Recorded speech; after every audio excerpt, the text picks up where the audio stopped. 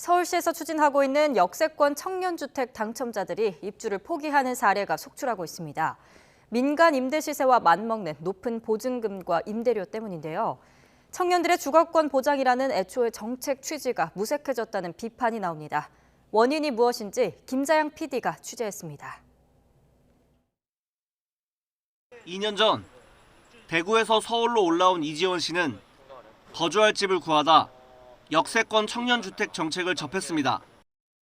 아무래도 역세권이다 보니까 교통이 편리한 게 제일 메리트가 있었고요. 그리고 건물이 신축이다 보니까 환경도 좋다고 생각을 해서 또 신청을 하게 됐습니다.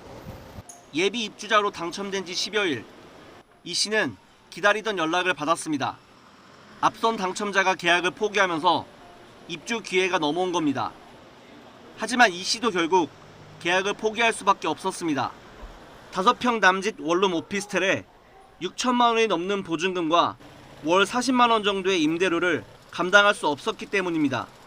아무래도 이 제곱미터에 비해서 임대료랑 보증금이 너무 높다라는 게 제일 걸림돌이 됐습니다.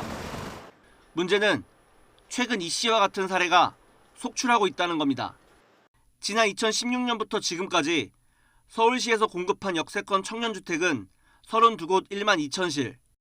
이 가운데 공공임대 물량은 경쟁률이 60대 1에 육박했지만 당첨자 10명 가운데 3명은 계약을 포기했습니다. 통계에 잡히지 않은 민간 임대 가격이 더 비싸다는 점을 고려하면 계약 포기 비율은 훨씬 높다는 게 일반적인 시각입니다. 그중에 뭐는 특별이고 뭐는 일반이고 그래서 각각의 임대료가 다 다르고 이런 것까지 알기 쉽지 않거든요. 막상 들어갔을 때 보면은 임대료 비싸지, 관리비는 더 비싸지.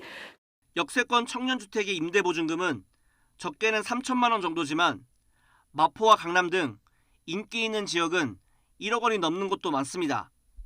많게는 6, 70만 원의 월 임대료까지 더하면 역세권 프리미엄이 붙은 일반 원룸 시세와도 별반 차이가 없습니다.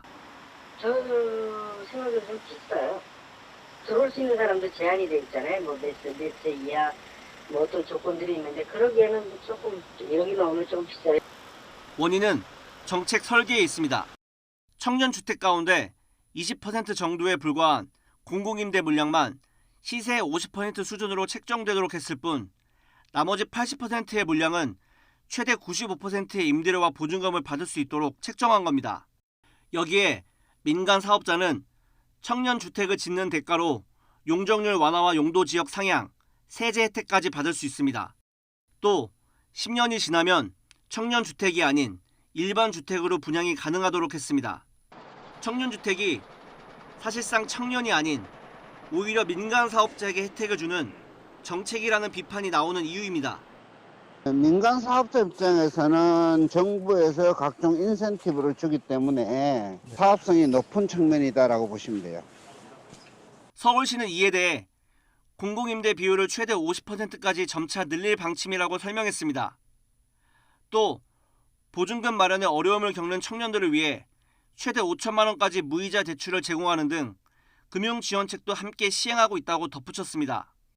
오는 2026년까지 총 8만 원 공급을 목표로 하는 역세권 청년주택, 대학생과 사회초년생 등 청년 주거 취약 계층을 지원한다는 애초의 취지에 걸맞은 정책으로 거듭날 수 있을까요? YTN 김재양입니다.